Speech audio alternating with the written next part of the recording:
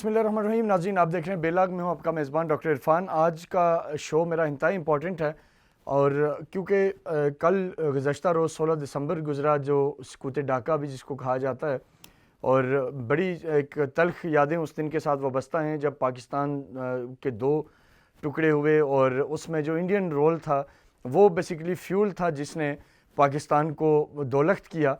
और उसके बाद इंडिया की जो उसके ऊपर उन्होंने जितना उनका जो रोल था वो बड़ा ओपनली एक्सपोज भी हुआ, चीज़ें बड़ी सामने आईं। लेकिन पाकिस्तान में एक बहस अब तक जारी है, एक बड़ा अरसा गुजरने के बावजूद भी, कि वो उस वक्त के हालात क्या थे, वो किसकी नाकामी थी। पॉलिटिशियंस इसको अपने अंदाज से एक रंग देते हैं और इसी तरीके से फ़ौज का इसके ऊपर अपना एक पॉइंट ऑफ व्यू है, और लेकिन असल हक़ाइक़ क्या थे, ये चीज़ बड़ी ज़रूरी है। और उसके साथ साथ जो सबसे अहम है कि इंडियन मीडिया एक गलत जो तादाद बताता है, वो कहते हैं कि जी उस वक्त जो 90,000 ट्रूप्स थे जिनको अरेस्ट किया गया था, लेकिन जो पाकिस्तान में एक इसके ऊपर है कि 34,000 सिपाही थे जिनको उस वक्त जंगी कैदी बने थे। तो बहरहाल एक सारा एक मामला है, गो के एक अफसोसनाक पहलू हमारी तारीख़ का। लेकिन इसको डिस्कस करने का मतलब ये है कि इसके जो ट्रू फैक्ट्स हैं वो लोगों के सामने आए। जो मिसपरसेप्शन इस बारे में इंडियन मीडिया फैला रहा है, कल पिछले 2-3 दिनों से उसके ऊपर बड़ा इंडियन मीडिया काम कर रहा है। तो इस सारी सूरत हाल पर बात करेंगे आज के प्रोग्राम में। हमारे साथ इंतहाई इंपॉर्टेंट मेहमान हैं, ब्रिगेडियर रिटायर्ड अहमद सईद मिनाज साहब हैं। सर, आपके वक्त का बहुत बहुत शुक्रिया। आपसे मैं इसी के ऊपर जानना चाहूँगा कि हमारे नाज़रीन को जो 1971 का जो सिनेरियो था उसके ऊपर थोड़ा सा बताइएगा कि उस वक्त की जो असल हालात क्या थे, क्योंकि पॉलिटिकल लीडरशिप का अपना एक है कि उस वक्त जो शेख मुजीब साहब थे, भुट्टो साहब थे, उनके दरमियान जो मामलात थे, इसके ऊपर थोड़ी सी रोशनी डालिएगा ताकि हम अपने नाज़रीन को ट्रू परसेप्शन से उनको अवेयर कर सकें। जी डॉक्टर साहब, इरफान साहब, बहुत बहुत शुक्रिया। आपने बड़े एक अहम टॉपिक के ऊपर आज अपना टॉक शो कर रहे हैं। जब भी 16 दिसंबर आती है तो पाकिस्तानियों के दिलों में खलिश खराश जो है दोबारा से ताज़ा हो जाती है।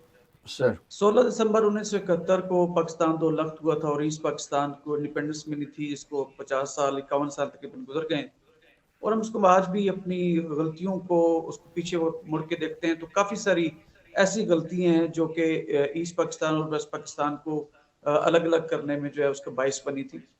अगर आप इसकी रीजंस की तरफ जाएं तो इसमें कोई किसी एक की इन्वॉल्वमेंट नहीं थी, लेकिन मेरे ख्याल के अंदर अगर मैं एनालिसिस करूं तो इसका जो मेजर जो इसकी रिस्पॉन्सिबिलिटी है वो पॉलिटिकल थी। अब पॉलिटिकल किस तरह से इसके जो शुरू जो उसका हुआ ईस्ट पाकिस्तान और वेस्ट पाकिस्तान के दरमियान जो एक तफरीक पैदा हुई वो 1948 में जब कायद आज़म मोहम्मद अली जिन्ना ने इसको उर्दू को बेसिकली एक नेशनल लैंग्वेज के तौर पे डिक्लेयर किया था। तो उस वक्त बंगालियों ने ऐसे कहा था कि नहीं, बंगाल में चूंकि पॉपुलेशन ज्यादा है और बंगाली लैंग्वेज जो है वो उर्दू लैंग्वेज से ज्यादा कदीम है और मजीद कुछ इस तरह की इख्तरात थी जिसकी वजह से उन्होंने कहा कि बंगाली को भी आप बेसिकली पहले उर्दू की जगह उसको नेशनल लैंग्वेज करें, अगर नहीं तो दो लैंग्वेजेस के ऊपर कायम करें। तो इसको तकरीबन 8 साल इसको लगे 1948 से लेकर 1956 तक कि इस पर डिसीजन हुआ और फिर बंगाली को भी या बंगाली लैंग्वेज को भी एक नेशनल लैंग्वेज का दर्जा दिया गया। तो इसमें जब ये हुआ तो इसके साथ साथ जो आपकी ज्योग्राफिकल जो डिस्टेंस था बिटवीन ईस्ट पाकिस्तान और वेस्ट पाकिस्तान के, उसको भी इंडिया जो है वो एक्सप्लॉइट कर रहा था। ये 8 साल मैं समझता हूँ काफी ज्यादा वो ऐसे थे कि जिसमें पॉलिटिकल गवर्नमेंट्स जो हैं उनको अपना रोल अदा करना चाहिए था और बंगाली भाइयों को अपने साथ मिला के रखना चाहिए था। अब उसके अंदर चीजें इतनी डिफरेंसेस क्रिएट हो गई कि पहले जो ईस्ट पाकिस्तान के जो भी बांग्लादेश है वो अगर याद करते हैं कि पाकिस्तानियों ने उनके ऊपर जुल्म किया था तो वो लैंग्वेज रॉइट्स हुए थे 1948 के अंदर, जिसमें स्टूडेंट्स बाहर निकले थे और लॉ एंड ऑर्डर की सिचुएशन क्रिएट हुई थी और उसके अंदर गोली चली थी और कुछ तुलबा उसमें जो उनके शहीद हुए थे, मारे भी गए थे। तो उसके हिसाब से उसमें एक तासुर पैदा किया गया कि जो उसमें आर्मी के कुछ लोग थे, लॉ एंड ऑर्डर के लोग थे इन्वॉल्व थे और पुलिस के जो लोग थे वो जनरली वेस्ट पाकिस्तान से थे, तो लिहाजा उन्होंने ईस्ट पाकिस्तान के लोगों को जो है वो मैसेकर किया या उनको शहादतें की। तो यहाँ से एक डिफरेंसेस क्रिएट हो गए जिसके ऊपर के इंडिया जो है वो अपना उसने काफी जो है रोल अदा करना शुरू किया।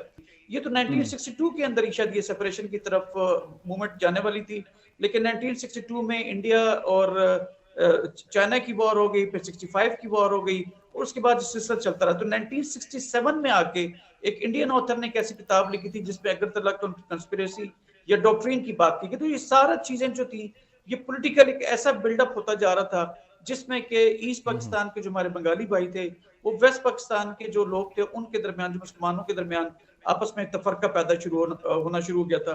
और ठीक 1968 के अंदर, 1968 के अंदर रॉ की जो है वो जो है बुनियाद डाली गई, जो इंडियन हमारी आईएसआई के मुकाबले जो उनकी रिसर्च एनालिसिस विंग है उनका, ठीक उसकी बुनियाद डाली। और उसका प्राइमरी जो था मोटिव जो था, जो कि उनके जो पहले बॉस थे रॉ के, उन्होंने अपनी किताब के अंदर भी लिखा है कि हमारा मकसद ईस्ट पाकिस्तान को वेस्ट पाकिस्तान से अलग करना था।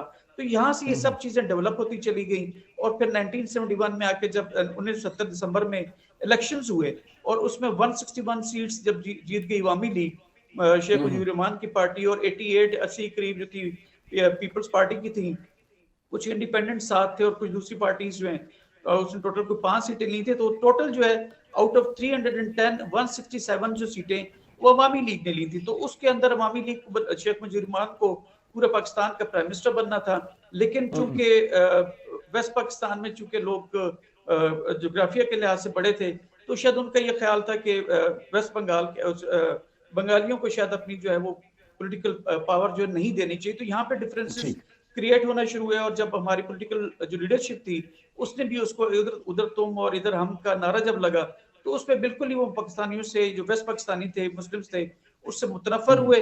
और फिर मार्च जो है 1971 में एक मिलिट्री ऑपरेशन करना पड़ा। अब वो मिलिट्री ऑपरेशन जब करना पड़ा तो उसमें आप कहते हैं कि एक कोर थी वहां पे जिसके 3 डिवीजन थे, और एक कोर के अंदर तकरीबन 45,000 लोग होते हैं, जिसमें कुछ 10 से 12,000 जो होते हैं वो नॉन फाइटिंग ठीक ट्रुप्स होते हैं, सर, नॉन इस कॉम्बैटिंग होते फेज हैं। की तरफ आते हैं। इससे पहले बस मेरा एक सवाल है, फिर हम ताकि 71 का जो हुआ मामला बदकिस्मत वाक़या उसकी तरफ आएंगे।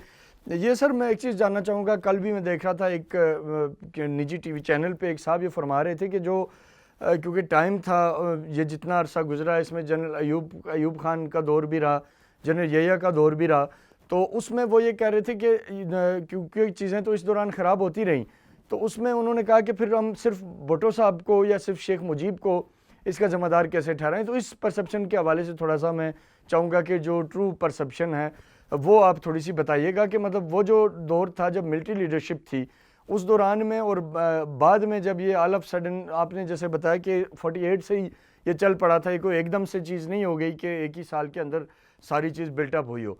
तो इसके ऊपर थोड़ा सा मैं चाहूँगा कि हमारे देखने वालों को की जो को करेक्ट जो इनसाइट है वो मिल जाए इसके ऊपर। देखिए, मैं बड़ा क्रिस्टल क्लियर, जो मेरी रिसर्च के मुताबिक जो हम पढ़ते भी रहे और किताबों में भी देखते रहे, इसमें कोई शक नहीं है कि अपने इनिशियल अवाइल के अंदर जनरल अयूब की गवर्नमेंट बहुत उनके काबू में थी और सब चीजें बड़ी बेहतरीन चल रही थी।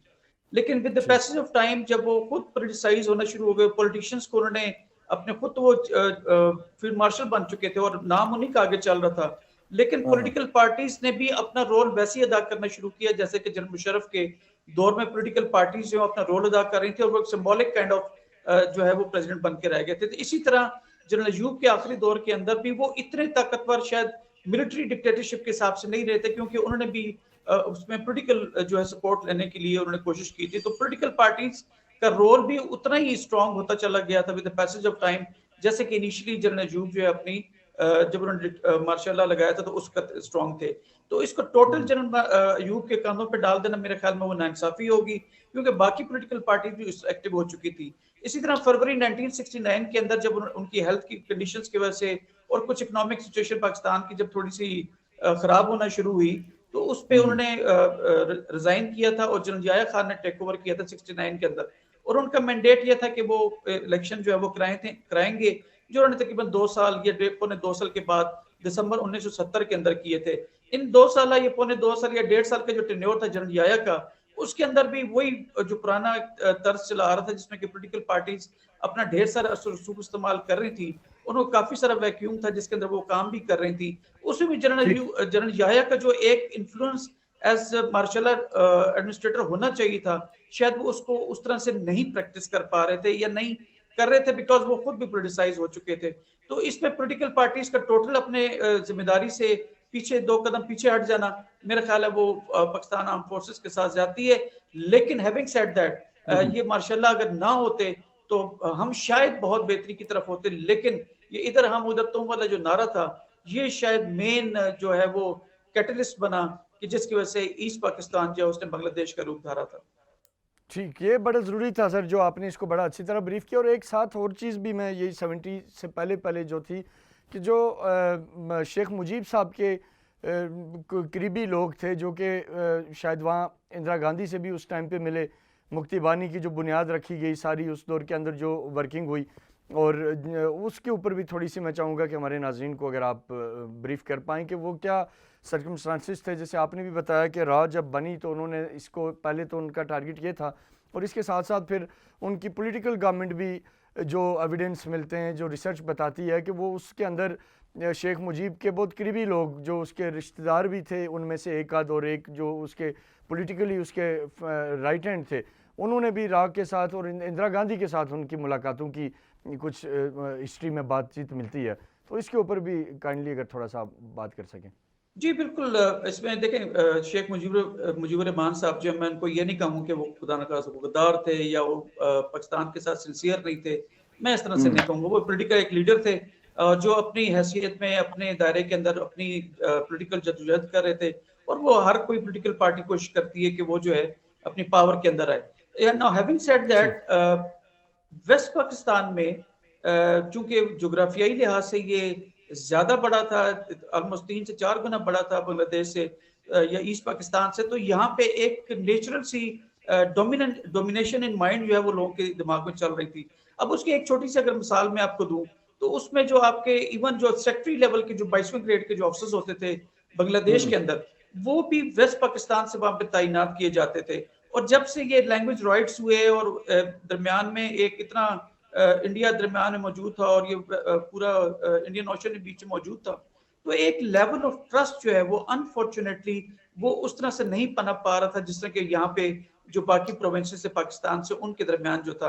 तो एक एलिमेंट ऑफ मिसट्रस्ट पे जरूर था। जब आप अपने सेक्रेटरीज को वहां नहीं लगाएंगे और कम से कम वहां पे अपनी जो जितने आपके अहम ओहदे हैं, जितनी आपकी इंडस्ट्री है, वो ऑन करेंगे जी वेस्ट पाकिस्तानी, तो ईस्ट पाकिस्तानी को अगर आप सिर्फ लेबरर के तौर पे लेंगे या उनको ज्यूट प्रोड्यूस करने वाली जो कौम के तौर पे देखते रहेंगे, तो उनके अंदर रिजेंटमेंट आना नेचुरल था।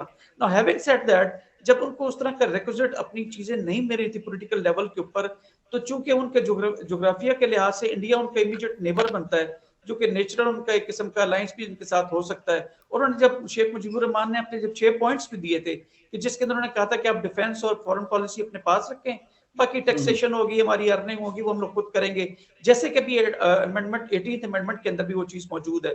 तो उसको भी शक की निगाह से देखा गया, और सूरत में वो जाके नेबर होने के नाते इंदिरा गांधी से भी मिले। अब इंदिरा गांधी ने भी इतना इस तरह की ल्योरन करने वाली बातें की जो कि शेख मुजीबुर रहमान जो आमतौर पर पॉलिटिकल वहां पे हाई अप पे थे, और जो लोग वहां पे बंगाली आमतौर पर समझते हैं कि वेस्ट पाकिस्तान वाले उनके साथ सही तौर पे रवैया नहीं रखते हैं, तो उनका नेचुरली टिल्ट वहां पे पॉलिटिकली होता चला गया।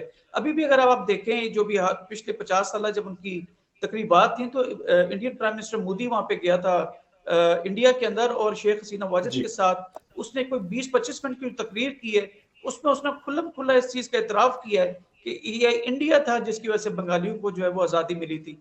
तो अभी हम उनका आपके नेचुरल आपके पड़ोसी हैं, और जितना हम आपके लिए कर सकते हैं वो करेंगे। और जिस तरह के लोग तालियां बजा रहे थे, मैं उससे भी अगर आप दोबारा क्लिप अगर आप देखें यूट्यूब पे भी जाके, हालांकि काफी बड़ी गैदरिंग थी, जो काइंड ऑफ तालियां जो बज रही थी वो उस तरह की नहीं थी कि जैसे मोदी शायद एक्सपेक्ट कर रहा था। अब भी पॉलिटिकल पार्टीज, अब भी अगर देखा जाए तो वो being a Muslim brotherly Muslim country, वो अब भी पाकिस्तानियों की तरफ जो है उसका टिल्ट होता है। जब भी आप देखें इंडिया और पाकिस्तान का मैच होगा, तो जनरली बंगाली जो है वो पाकिस्तान के साथ खड़े हुए नजर आते हैं आपको। तो लिहाजा टोटल उनको ये कह देना कि वो बंगाली उनसे जाके मिलते थे, जो कि गलत था, इसमें कोई दो राय नहीं है। लेकिन अगर आप इतना किसी को दीवार से उसको पॉलिटिकली लगाएंगे, तो शायद उनके दिमाग में वो चीज करना उसको बेहतर होती। लेकिन ये सब चीजें इस चीज का बायस बनी कि बांग्लादेश पाकिस्तान से अलग हुआ, ईस्ट पाकिस्तान पाकिस्तान से अलग हुआ, और बांग्लादेश की सूरत में वो दुनिया के नक्शे पे नमूद जो नहीं होना चाहिए था। इसीलिए कहा जी जाता है कि पॉलिटिकल पार्टीज या पॉलिटिकल लीडरशिप इसको अपने आप से बिल्कुल जो है वो बरियोजमा नहीं करार दे सकती कि 93,000 जो वहां पे लोग थे, आर्मी थी, उसका भी एक मिथ है जो आपने अपनी इंडक्शन के अंदर भी फरमाया, वो 93,000 लोग नहीं थे।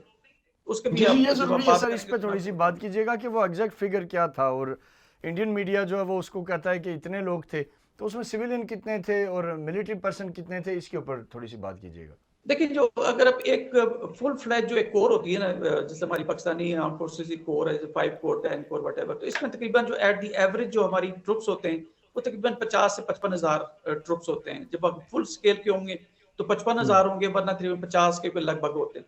अब इस 55,000 ट्रुप्स के अंदर तकरीबन 11 से 12,000 जो होते हैं वो आपके नॉन कम्बिटेंट होते हैं। इसमें डॉक्टर्स होते हैं, नर्सिंग होती हैं, आपके नॉन कम्बिटेंट बेरर्स होते हैं, आपके बैटमैन होते हैं, आपके सप्लाई करने वाले लोग होते हैं। जो लड़ने वाले होते हैं वो 30 से कोई 35,000 के दरमियान होते हैं।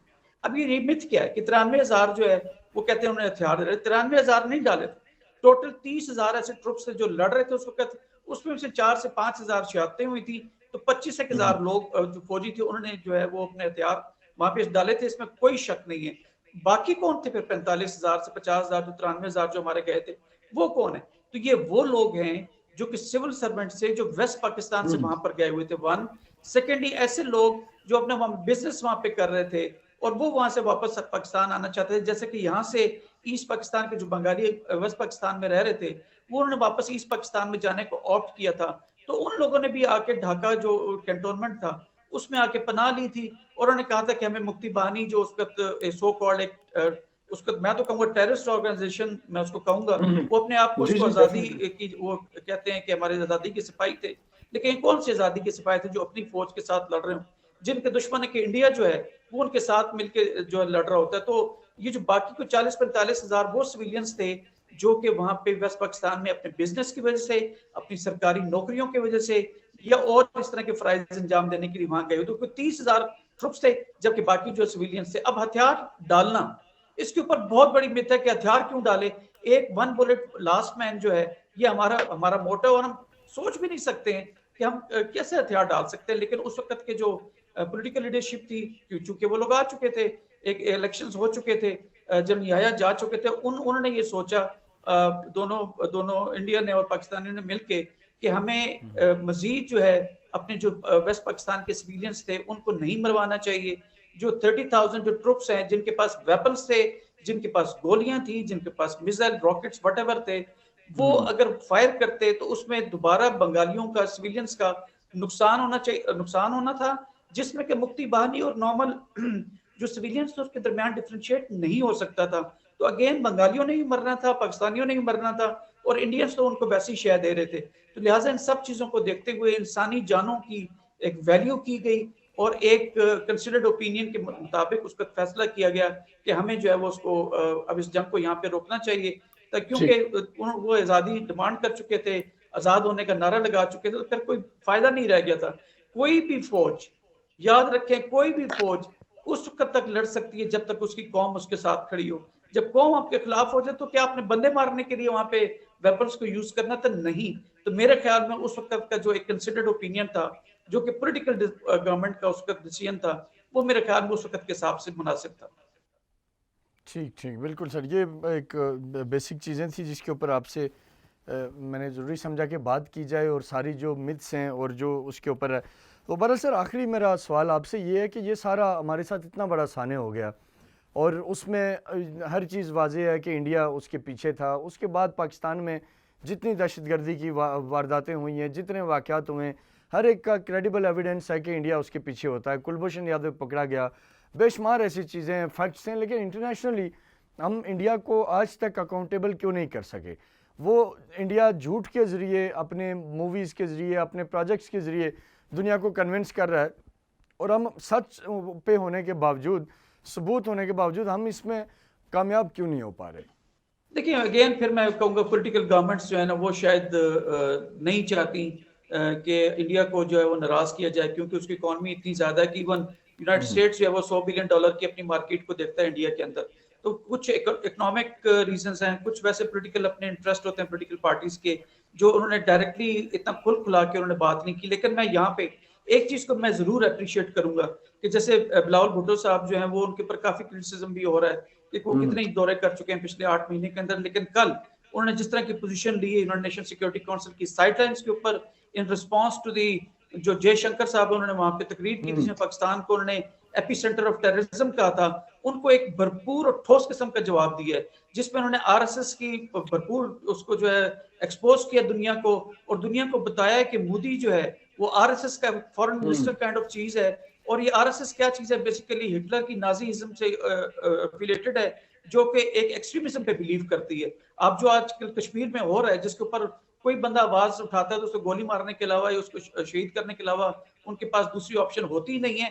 तो उस चीज को दबाने के लिए जिस तरह से वो कर रहे हैं, उसको दाऊद भुट्टो साहब ने निहायत अच्छे और स्ट्रॉन्ग लफ्जों में उसको उजागर किया है और दुनिया को ये बताया है कि इंडिया जो है वो किस तरह से पाकिस्तान में टेररिज्म कर रहा है। अभी कल जब ये जयशंकर भी वो तकरीर अपनी कर रहा था, फॉरेन मिनिस्टर जो है इंडिया का, तो उससे सबसे आखिरी सवाल जो हुआ, जो कि आखिरी बना दिया गया, कि आप पाकिस्तान को जो है वो जो कुलभूषण यादव जो अरेस्ट हुआ है उसके वो कैसे देखते हैं और कब तक आप जो इंडिया पाकिस्तान को डिस्टेबलाइज करेगा।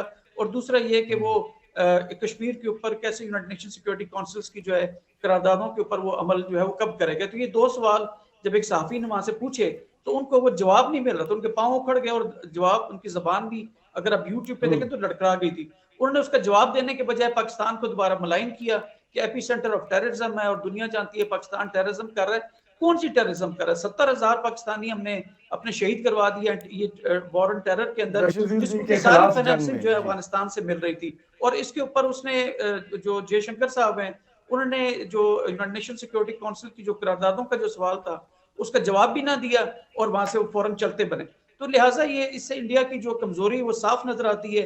आई मस्ट अप्रिशिएट माय जो है फॉरेन मिनिस्टर कि उसने इंतहाई मौजू और वक्त की मुनासबत से बेहतरीन रिबटल दिए इंडियन नैरेटिव को। ठीक सर, आपके टाइम का बहुत बहुत शुक्रिया। आपसे हमने बेसिकली जो डिस्कशन करनी थी ये सारा आपने बैकग्राउंड बताया बड़े अच्छी तरीके से, और हमारे नाज़रीन के लिए इसमें इंफॉर्मेशन है सारी के सकूत डाका दरअसल कैसे हुआ, क्या इवेंट्स थे, उसकी आपने सीरीज़ वाइज 48 से लेके 71 तक के हालात को आपने बड़ा अच्छी तरीके से ब्रीफ किया। नाज़रीन एक शॉर्ट सा ब्रेक लेते हैं, ब्रेक के बाद प्रोग्राम के अगले हिस्से की तरफ बढ़ते हैं, हमारे साथ रहिएगा।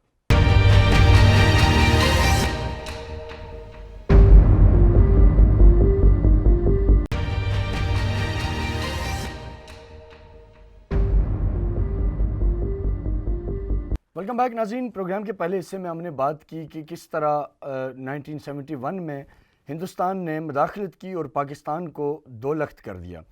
लेकिन हिंदुस्तान का ये मामला 71 पे रुका नहीं है, बात उसके बाद आगे भी बढ़ी है और हिंदुस्तान मुसलसल पाकिस्तान में मुदाखलत कर रहा है, दहशतगर्दों को फाइनेंस कर रहा है, सपोर्ट कर रहा है। आज मैं जिस चीज़ के ऊपर बात करूंगा, जिस पे पिछले दिनों हमारे दफ्तर खारजा ने बात की, जिसके बाद हमारी जो लॉ इन्फोर्समेंट एजेंसीज़ CTD के मुतलका हुकाम ने पिछले दिनों प्रेस ब्रीफिंग की, फेडरल जो इंटीरियर मिनिस्टर हैं उन्होंने उसके ऊपर बात की, तो उसी को लेके मैं भी आज आपके सामने एक बड़ी इंपॉर्टेंट चीज़ रखने जा रहा हूँ जो आपने पूरी देखनी है और बहुत ही इंपॉर्टेंट है। जो इंडियन इन्वॉल्वमेंट है पाकिस्तान में, इसके ऊपर एक डोजियर पिछले दिनों जो गवर्नमेंट ऑफ पाकिस्तान ने पेश किया, क्रेडिबल एविडेंसेस दिखाए गए कि कौन कौन से ऐसे दहशतगर्दी के वाक़यात हैं जिनमें भारत बराह रास्त मुलव्वस है, उनकी खुफिया एजेंसी रॉ के बराह रास्त उसके अंदर इन्वॉल्वमेंट है, फाइनेंसिंग है, ट्रेनिंग है और इंडियन नेशनल उसके ऊपर उसमें इन्वॉल्व हैं। इस स्टोरी के ऊपर मैं बात करूँगा। जॉर्ज टाउन में एक धमाका हुआ जो कि 23 जून 2021 को हुआ और उसमें 3 बेगना शहरी शहीद हुए और तकरीबन 24 शहरी उसमें ज़ख्मी हुए। इस मामले के ऊपर जब इन्वेस्टिगेशन की गई, इसके ऊपर law enforcement agencies, police, CTD active हुई, तो उन्होंने फर्स्ट जो लेयर थी, जो 5 टेररिस्ट थे जिनको उसमें जो कन्विक्ट हुए, उनको एंटी टेररिज्म कोर्ट ने उनको कन्विक्ट किया। और इसी तरह 3 ऐसे टेररिस्ट हैं जो इस वक्त भी ट्रायल फेस कर रहे हैं इस जॉर्ज टाउन के ब्लास्ट के पीछे। अब जॉर्ज टाउन का जो ब्लास्ट था लाहौर में हुआ और जैसे मैंने बताया कि 23 जून 2021 को हुआ और एक बेगना पाकिस्तानियों के ऊपर हमला किया गया, जिनको शहीद किया गया, जिनको ज़ख्मी किया गया। इसके ऊपर जब इन्वेस्टिगेशन हुई तो पता ये चला कि जो थ्रू आउट ये पूरा टेररिस्ट अटैक है, इसको रॉ ने स्पॉन्सर किया, रॉ ने इसकी फंडिंग की, मास्टरमाइंड इसका इंडियन सिटीज़न है और कई इंडियन शहरी हैं जो कि इस हमले में जिनकी बराह रास्त इन्वॉल्वमेंट साबित हुई है। इसमें जो इन्वेस्टिगेशन के अंदर जो एक चीज़ पता लगी कि इनको फाइनेंस भी रॉ की तरफ से किया गया और 0.875 मिलियन US$ दिए गए इस टेररिस्ट अटैक को एग्जीक्यूट करने में, प्लान करने में। इसमें उन्होंने रॉ ने इसके ऊपर पूरा काम किया और एक बड़ा नेटवर्क टेररिस्ट को कहा गया कि आप बनाएं पाकिस्तान में, जो दहशतगर्दों की कार्रवाइयाँ करे, जो टारगेट किलिंग करे, जो अगवा बर तावान करे, जो कत्ल गारत करे, खौफ व हरास फैलाए। और इसके लिए उनको मैंने आपको बताया कि जो अमाउंट दी गई 0.875 मिलियन US डॉलर इनको दिए गए। और इसी इन्वेस्टिगेशन के अंदर ये भी पता चला कि इंडिया अपनी इस तरह की जो कार्रवाइयाँ हैं उनको एग्जीक्यूट करने के लिए स्मॉल जो साउथ एशियन स्टेट्स हैं, जैसे कि मालदीव्स है, जैसे कि अफ़गानिस्तान है, जैसे कि नेपाल है, इनको इस्तेमाल करता है, इनकी सरजमीन को इस्तेमाल करता है। और वहाँ से इनके जो एजेंट्स हैं वो बैठ के रा के एजेंट्स इस पूरी एक्टिविटी को एग्जीक्यूट करते हैं। और इसी हवाले से ये जो जोर टाउन का वाक़या, इसमें मैं ये बताऊंगा कि इसमें कौन कौन लोग इन्वॉल्व थे, उनके नाम बताऊंगा, वो कहाँ के इंडियन नेशनल्स हैं वो मैं आपको बताऊंगा, पाकिस्तान से कौन उनके साथ था वो मैं आपको बताऊंगा। लेकिन इसके साथ साथ जो इंडियन मीडिया है उन्होंने एक 1 दिसंबर 2022 को एक चैनल है बीजेपी का, द लिबरल हिंदू, उसमें उन्होंने ये एक वीडियो अपलोड की जिसमें वो अप्रिशिएट कर रहे हैं कि जी ब्लास्ट हुआ जोर टाउन में और वो अपने अज़ाइम का इज़हार कर रहे हैं। यानी गो के एक रियासत खुल के ऐलान कर रही है, ऐलानिया तौर पे बता रही है कि हम पाकिस्तान में दहशतगर्दी की कार्रवाइयों के अंदर बराह रास्त मुलव्वस हैं। कुलभूषण यादव जो एक सिटिंग उनका एक मोरा जो गिरफ्तार हुआ है, जो कि रा का एजेंट है, हाजिर सर्विस अफसर है इंडियन नेवी का, वो अरेस्ट हुआ है। लेकिन इसके अलावा भी इस तरह की जो उनका आज तक एक टीवी चैनल है उसने इसके ऊपर नवंबर में एक वीडियो जारी की जिसमें उन्होंने कन्फेशन किया कि हम पाकिस्तान में दहशतगर्दी की कार्रवाइयों के पीछे हैं। तो बहरहाल ये तो वो स्टोरी थी, जो फैक्ट्स एंड फिगर्स हैं जो मैंने आपके सामने रखे। अब मैं आपको ये दिखाने जा रहा हूँ, स्क्रीन पे आप साथ देख सकते हैं, तस्वीरें देखेंगे। वो इंडियन नेशनल जो इस टेररिस्ट अटैक के अंदर इन्वॉल्व थे लाहौर ब्लास्ट के अंदर, उनमें बबलू श्रीवास्तव, जिसको उर्फ यूनस भाई कहा जाता है, ये बेसिकली इंडियन जो क्रिमिनल माफिया है उसका सरगना है, अगवा बराए तावान की कार्रवाइयाँ करता है, टारगेट किलिंग की कार्रवाइयाँ करता है। और इसको पूरे का पूरा इसको सपोर्ट हासिल है इंडियन सीक्रेट सर्विसेज रा की, वो इसको पूरी तरह इसको सपोर्ट करते हैं। और ये जोर टाउन का जो ब्लास्ट था उसका भी मास्टरमाइंड था। और इसके ऊपर पाकिस्तान ने जो इंटरपोल रेड वारंट है, इसको गिरफ्तार करके लाने वाला जो मरला है उसको, वो अंडर प्रोसेस है, उसके ऊपर काम हो रहा है।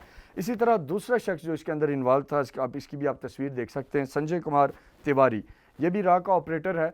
और इस ब्लास्ट के अंदर इसने UAE से ऑपरेट किया, ये जो जोर टाउन वाला मामला हुआ। इसी तरह असलम खान है, किडनैपिंग के हवाले से रा के लिए काम करता है और अगवा बराए तावान इसका पेशा है, पैसे लेके टारगेट करना पाकिस्तान के अंदर दूसरे मुल्कों में, रा की सरपरस्ती में ये भी काम कर रहा है।